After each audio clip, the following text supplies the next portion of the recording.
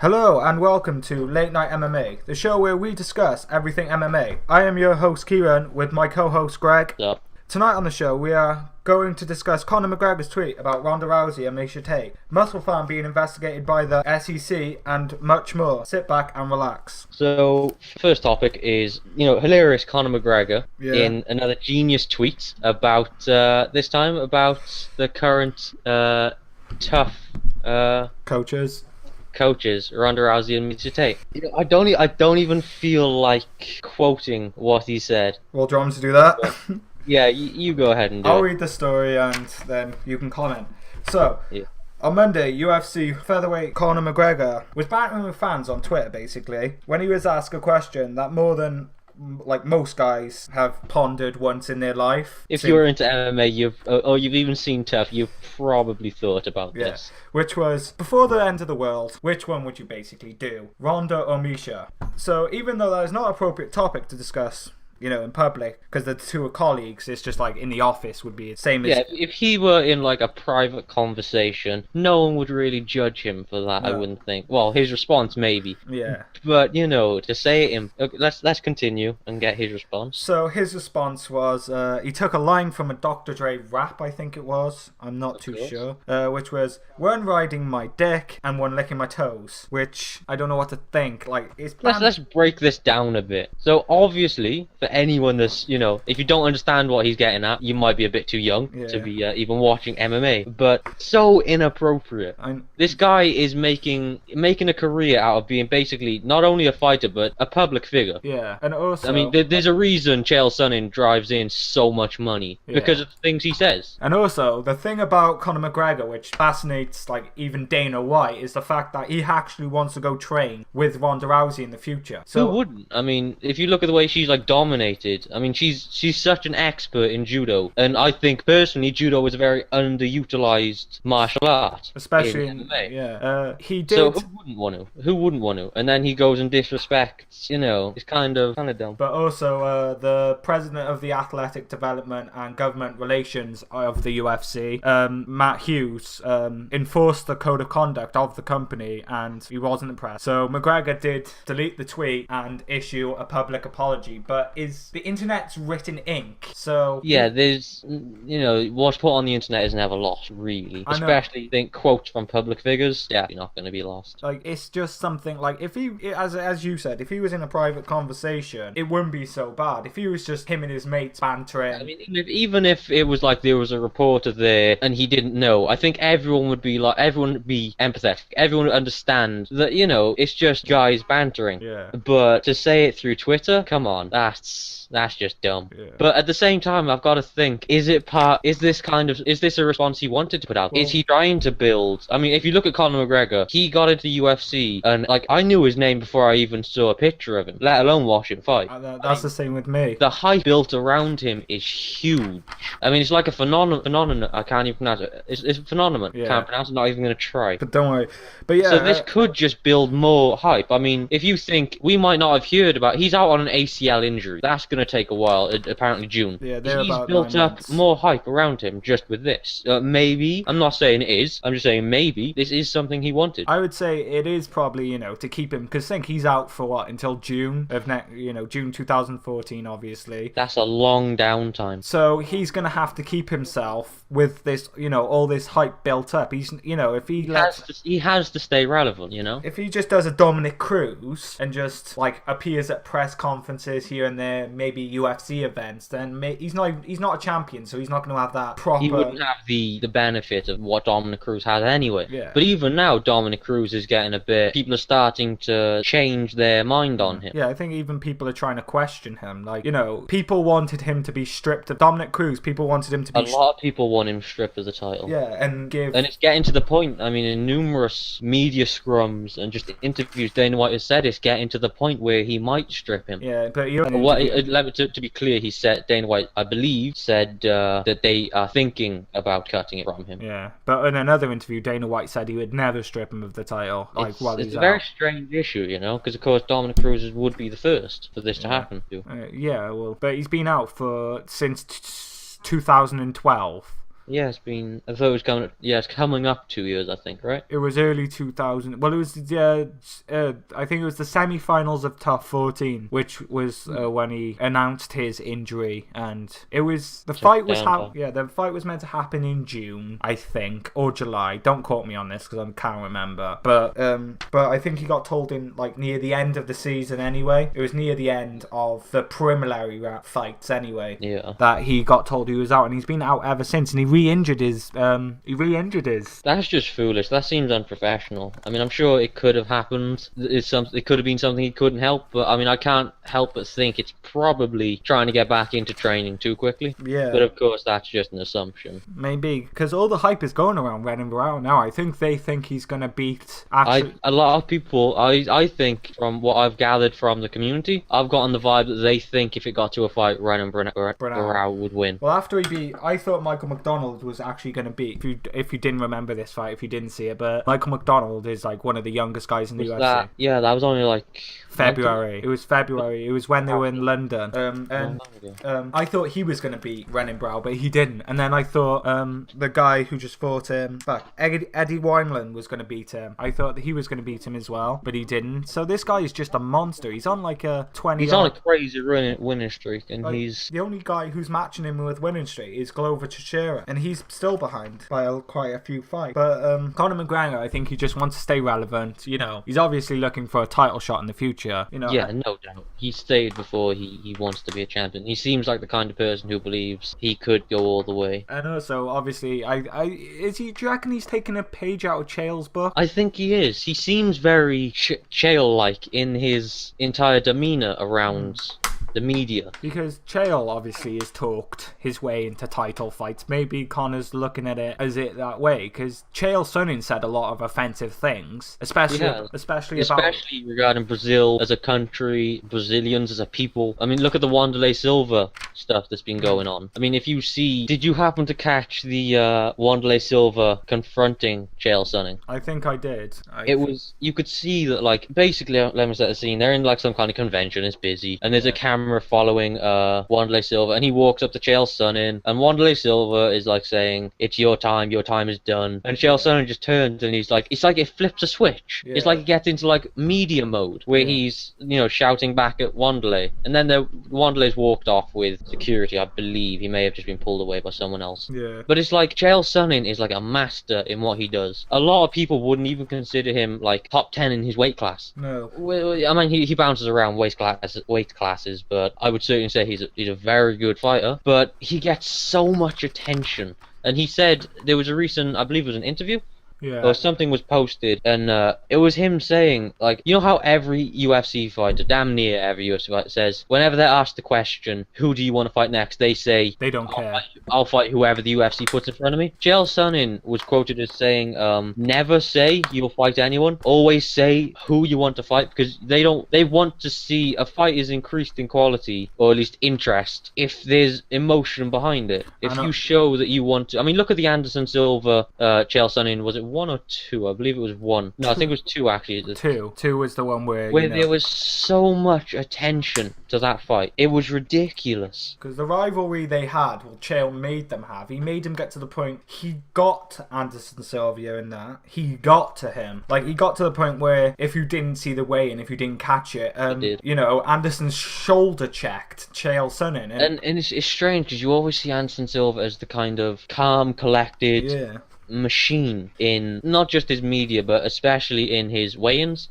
I can't remember who he had the weigh-in with when he had the mask on. That was Vitor Belfort. Yeah, because those are the only 2 times I can think where he got, I don't want to say aggravated, but it seemed like he was emotional there. Yeah, he did get emotional there. Anyway, Also to add to that, there was also the Chris Weidman weigh-in where they damn near kissed. That one was kind of weird. That was weird. Yeah, I was just like, I'd seen the picture of it. I didn't actually catch that weigh-in. I don't really watch him. I'll briefly skip through them, like, to see funny bits, because some of the fighters do have funny weigh-ins, like they wear masks and funny glasses and stuff, and it's just fun to watch. But yeah, I saw a picture of that, and it actually, like, it didn't freak me out. It was just unexpected. Yeah, it's not something you expect to see. Especially from Anderson Silva, because he seemed so calm in all the interviews that he's done leading up to even the weigh-in. Yeah, I think that wasn't Chris Weidman talking trash. No, I think it was everyone. If you look at the past fights that he was in, it seemed like, at least it seemed to me, that everyone favoured Silva.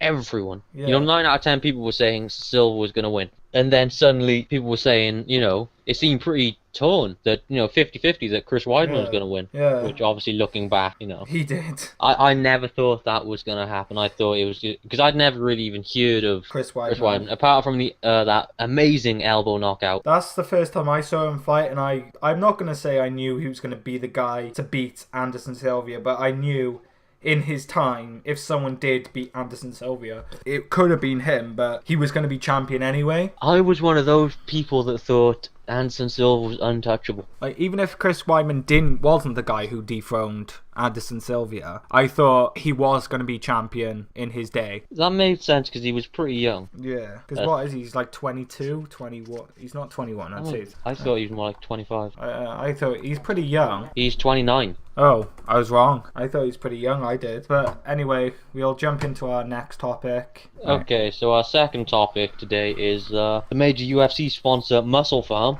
is being investigated by the SEC for they're investigating internal controls, disclosure of related party transactions, settlements of claims including share insurances, executive compensation, and disclosure of I can't really pronounce this. Perquisites? Perquisites? I don't know. I can't pronounce that. But, all business people. Let's move on. So the file happened on the 30th of September, and I think the investigation is actually still going on now. Yeah, I would only assume it's still going on, because otherwise there would be more news. But we're not going to go into too much into that topic, but... We're not going to go into it because there's a lot of information about things that aren't entirely relevant to MMA. It'd be more relevant to the actual business side of Pharm, which really I don't think is that relevant. No, not to this show anyway. No. But if you're interested, I'm sure you can Google it. But it doesn't say what will actually happen to Pharm if they've pleaded guilty. I would assume if they were... I doubt this would go to court. I would assume what would happen if the SEC were to find incriminating... Well, not necessarily incriminating. The evidence. If they were to find the evidence they were looking for of different problems, or... I don't know how to put it. Yeah. If they had found out that Pharm had been doing some dirty stuff, I would assume the punishment would then just be a fine? Different fines. Yeah, I wouldn't think there'd be too many criminal charges pressed. But if they do get fined, will that lose? Will they? I can certainly see that affecting. Obviously, it would depend on the size of the fines. Yeah. But another thing, let's continue on with the fines. Actually, that would depending on the size of the fines. If they were small, I don't think it would affect that much. Because they're a big company. I think it'll be in the millions if it's a fine. Because you look at probably. I would think so. But at the same time, MMA, I think Pharm's have got MMA. I think is a big pull for them. Yeah. So I don't think they would really cut too much. Might affect things like future sponsorships. They might be more conservative about giving sponsorships, which might be a very bad thing. But at the same time, it allows competition to move in and give sponsorships, which is always a good thing. You know, competition is always a good thing. It always makes companies improve on their own performance. Because I'm not going to dwell into this, but if you look back when monopolies happened... Yeah, it's a very simple thing. It's competition breeds innovation. Yeah. You know, it's very simple. But as we said, it's not. We didn't want to go into the details of the read. If you want to read it, I'll link the story in the description. One more thing I did want to press though, and I kind of get it now. But the other thing that might happen instead of fines, which might be very big, is when things like this happen, the misuse of funds in companies. Sometimes what can happen is the shareholders, I believe, can sue. Yeah. Because obviously, you know, lying to shareholders, that is if they did lie to shareholders. I'm not saying they did, because quite simply we don't have that information. If they did, and some kind of lawsuit did happen, that would be huge. Yeah. That would be very big. The price of shares and not the price, but well, technically the price, but the cost of shares would go down. Yeah. I believe they would plummet pretty hard, and that could have a bigger negative effect than fines. Because a fine for a big company like that, they could probably just pay it off, sort out some, cut some funds somewhere else, and they're done. if the shares go down, they're losing money everywhere. If shareholders are then starting to make problems, that's a big problem. Alright, we're gonna leave this topic because we're going too much into business talk, which is, not everyone will understand that. Not everyone will be interested in business talk. Most people wouldn't. But there are people out there. But I know I'm just putting this out there. They're a niche market. Yeah, and we're gonna go to our feature game, which is Guess the Fighter, where this week I picked a fighter. I give out details of this fighter. Greg, It's basically Guess the Fighter. Yeah. He gives us characteristics of any kind of fighter, and I have to try and guess. I'm just going to basically ask questions and... Are you ready, Greg, for Guess the Fighter? Yeah, let's go for it. Okay. First question. What's his country of origin? America. Is he mainly a striker, grappler, or... Well, I guess grappler works, yeah. Oh, I guess he's well-rounded. Has a history with wrestling. Is it Chris Weidman? No, it's not Chris Weidman. Yeah, okay. You get 3 guesses, by the way. I forgot to add that in. Oh, okay, yeah, you throw that one up then now. Okay. You get 3 guesses, otherwise I get the point. So you can ask as many questions as you want, but you get 3 guesses on names. Okay, so now I got 2. Okay, yeah. Cool. Obviously I'm not gonna Google, but who did he fight last? He fought... Oh, this is gonna be... You can Google it. He fought Charles Oliveira. Ah, shit, goddamn. At UFC 162. Oh, I can't believe I can't remember this guy. Ah. If I told you... I'm pretty sure I remember that fight. If I told you who he fought before, you'd definitely get it. Just throwing that out there. And who did he fight 2 fights ago? 2 fights ago. Oh, you're going to get this. He fought Benson Henderson. Oh, damn, no, I'm not going to get this. I didn't really keep up on that one, actually. Didn't you? He fought Benson Henderson 2 fights ago. Only person I can think of fighting Benson Henderson was Anthony Pettis, and that was definitely... Not 2 fights ago. No. I will give you... He has 4 knockout wins. I know that's not... So the weight class is 145, right? Yes, he is at 145 now. Okay. Right. What? I really can't think of any... His nickname is The Answer. So... When he fought Benson Henderson, who won? Henderson, I assume. Henderson won. How did he win? They fought on 2 occasions. They were both decisions. Oh, well, it sucks. I'll give you a hint. One of them was in Japan. Oh my god, is it? Wait, hold on. This might be wrong, but hold on. Is he very fond of BJJ? I don't know. He has a brown belt in BJJ, but he doesn't really show... Has he ever been on the podcast Painkiller already? No, and I know who you're on about, but... Damn, oh, damn, okay, I tried. That doesn't count as a guess, by the way, because you didn't say a name. You're damn right it doesn't count. He was the main event, the same card as the guy on PKA. Oh, okay, that pins it down a bit. God. I'll drop you another hint. He's fought Gray Maynard twice as well. Gray Maynard. And BJ Penn twice. You couldn't have made this harder for me. I'm not a big fan of the 145 class. Well, he was 155 when he versed Gray Maynard and BJ Penn. He's a former champion. Let's see if you get it from there.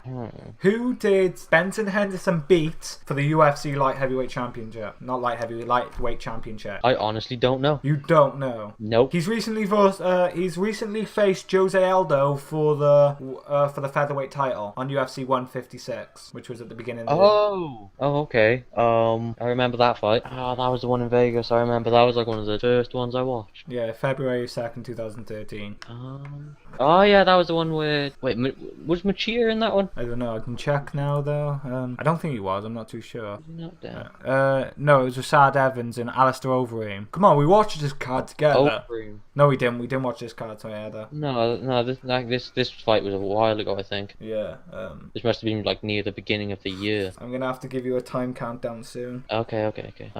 In a minute. Overeem in the beginning of the year. Hold on, let me think this through. The only Overeem fights I've seen were the silver one. It's on the same card as the silver one. Brown. It's on the same. Oh no! Wait. Okay, that makes it a lot easier. Okay. You can give the time countdown. I will give you when it turns. Okay. How tall is he? He is best because I think he was shorter than He is. thingy, right? He is 5'6". Oh, another thing. Oh, that doesn't really help. The only setback, Damn, the only losses he's had is actually like recently Mm-hmm. was the only losses he's had is to Gray Maynard back in 2008, which you probably wouldn't know.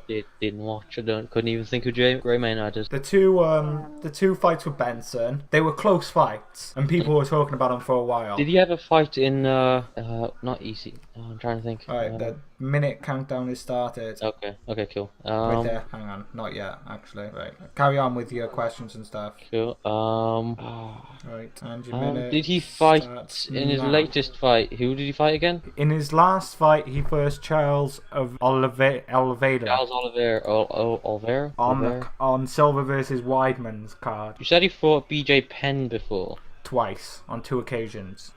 How were those fights finished, you know?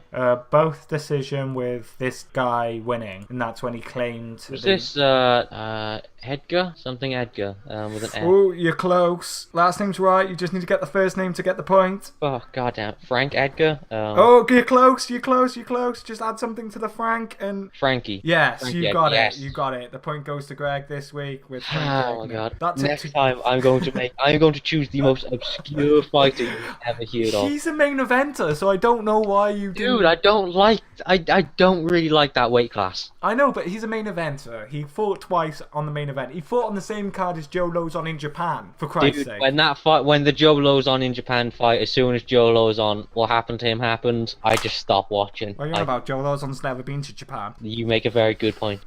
Alright, so... Who goes on to the internet and lies about people getting knocked out? I mean, just ridiculous. I know, right, so Greg got that point. It's 1 to Greg, 0 to me at the moment. If it weren't for the BJ Penn fights, like, I watched those recently. Did you? If I hadn't gone... Yeah, because when I heard of he was coaching Tough, like, I didn't know his legacy. I didn't know he was so well renowned. Yeah. And then I went back and watched some of his fights, and yeah, they were pretty good. But obviously, the decisions at the end, I wasn't... Yeah, nobody likes watching a fight go to decision. I don't know. Have you caught up on The Ultimate Fighter? Have you watched the recent episodes? I'm unsure if I've watched the most recent. So I'm gonna... Let me double check. I'm going to continue. I'm gonna ask you, who do you want to win The Ultimate Fighter, the male division? Who do you want to be the British guy? Which British guy? There's two. The Grant? Guy. Is it Grant? Something Grant. Yeah, Grant. The one that fought in like the third episode maybe? Yeah.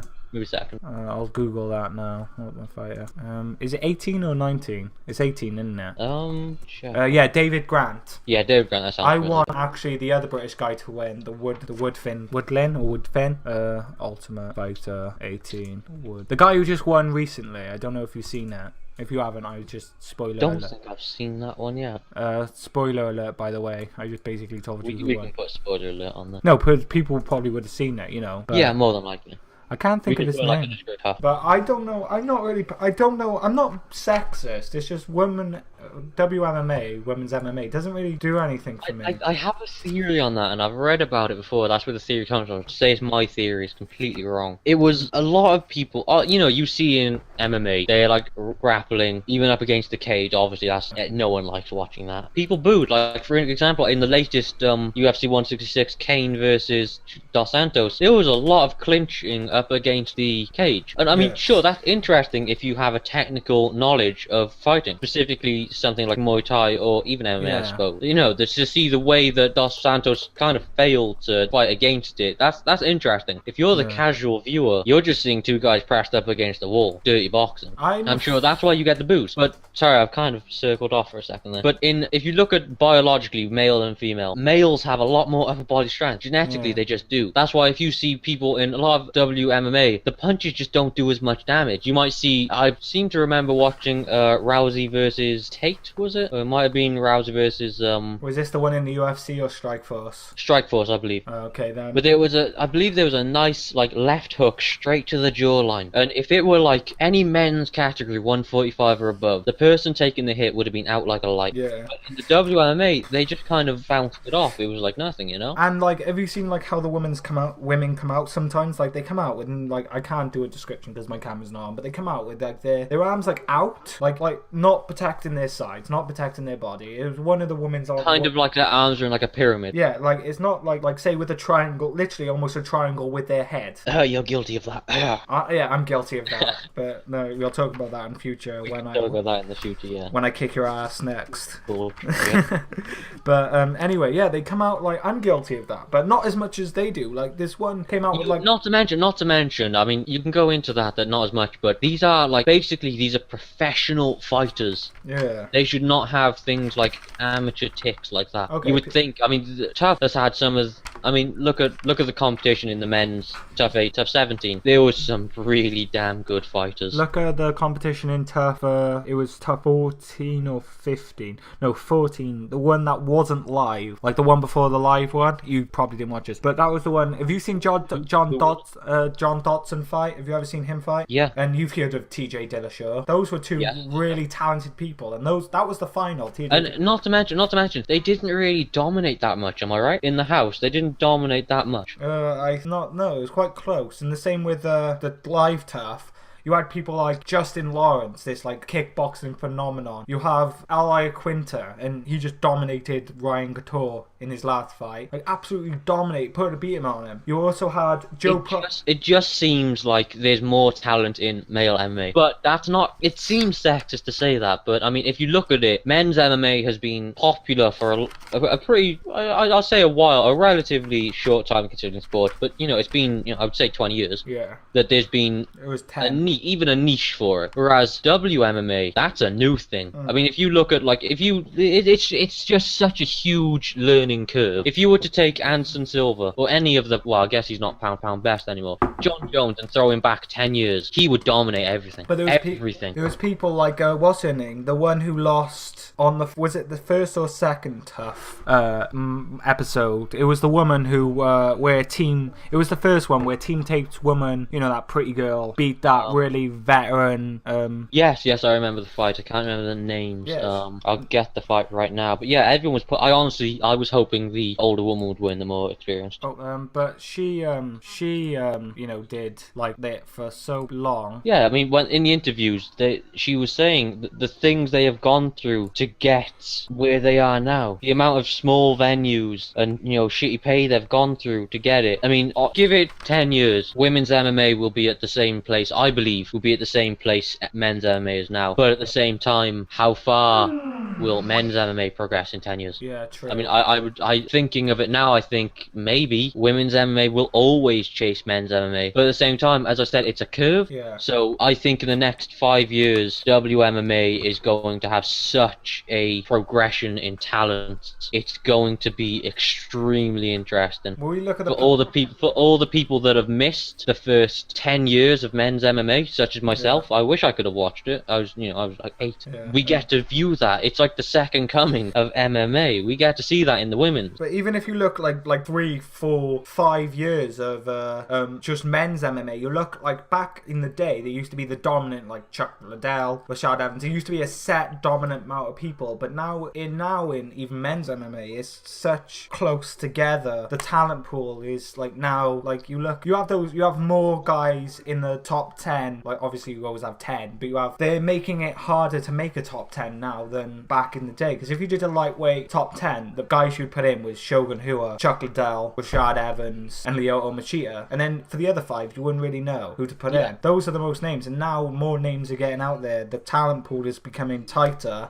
Like you look at Chris Weidman, he was not really known until the fight with Mark Munoz, and then he wasn't really known after that. He wasn't hugely known even then, and that was an extremely interesting knockout. Now he's the champion. It's different. It just seems like before, as you said before, there was dominant, but it was a different level of dominant than there is now. Yeah. Now it's all everyone is at such a high level of skill that look at Kane and Dos Santos. I mean, I think everyone now can see that. I would agree that Cain Velasquez is without a doubt the best heavyweight. Yeah, because UFC. I would think everyone would agree Dos Santos is the second best, without a doubt, I would think. For now, anyway, but you never know. But now, of course, yes. Can't what's speak of the going on. future. Yeah. Like, you know, there might be a guy who dethrones Kane. Like, Oh, yeah. Like, people thought, like, people look at the lightweight division, people thought Benson Henderson was going to be, like, this great fighter, and he got dethroned by Anthony Pettis in a way that people didn't and wouldn't think. Nobody thought. I thought if Anthony Pettis was going to win, it was going to be like head kick knockout. I remember you freaking, like, saying, and the Chael Sonnen and Shogun Rua fight, everyone thought... Sorry, that didn't happen. No, that never thought. Yeah, so... Like, Honestly, I felt that I was shocked. I couldn't believe what just happened. The standing guillotine for someone as experienced as Shogun Rua, you know? It wasn't... He even pulled guard, which shocked me. I thought as soon as he pulled guard, that Shogun was going to get out of it and kind of lay on top of him, you know, punching him for... Yeah, one of the things Chael Sonnen said in, I believe, the post-fight conference was that later in the fight that would have worked. Yeah. Chael Sonnen, Shogun Rua would have probably gotten out because they would have been sweaty, they would have been wet. But since it was so close to the beginning of the fight, there was no slipperiness to them. Yeah, there was just no escape. But I felt cheated. I think I wanted Chael to win that fight. You knew that. Everyone I talked to before that fight happened knew I wanted Chael to win. I'm a Chael fan. Yeah. I'm a Chael fan too, but Shogun Rua, he was just one of the first fighters I ever watched, and I think that's very common of people to have a kind of an emotional attachment to the people they first watch. You know. I think the first fight I ever properly watched was actually Michael Bisping versus whoever he versed on the Tough Final to win the Ultimate Fighter. I do like Michael Bisping. I feel he is rather underrated. And then the second I think people dislike him because of his personality. Yeah, which I think is kind of bullshit. People don't like certain people, obviously, is how... But I mean, if I find him as charismatic as almost as charismatic as Chael Sonnen. No one's quite on that level. People hate people who are not afraid to speak their mind, such as Chael Sonnen, Conor McGregor, and Michael Bisping. Because these people are... I would say speaking your mind is more like Nate Diaz, and Michael Bisping. Chael Sonnen is just like his own PR team. He says, I'm pretty sure the things he says, I'm 90% sure he doesn't actually hate Brazilians. But it's just entertainment, you know? Yeah, true. I agree with you there. But, like, it is entertaining. He knows how to entertain people. He does. He knows how to captivate people. Yeah. And that's always... a good thing. That's always going to be a good thing in professional MMA. Yeah. Okay, so that is time for this episode, the first episode of Late Night MMA. I've been your host Kieran with my co-host Greg, and as always we'll see you next week, as long as you subscribe, even if it's like 3 people, as long as we got an audience to watch. As long as there's someone out there listening, we'll put the content out. Yeah. This is our first time. Give us your feedback. We would love to get any kind of feedback at all. Comment, like or dislike, but please give constructive criticism. We would much prefer that. Yeah, and so good night everyone, and see you next week.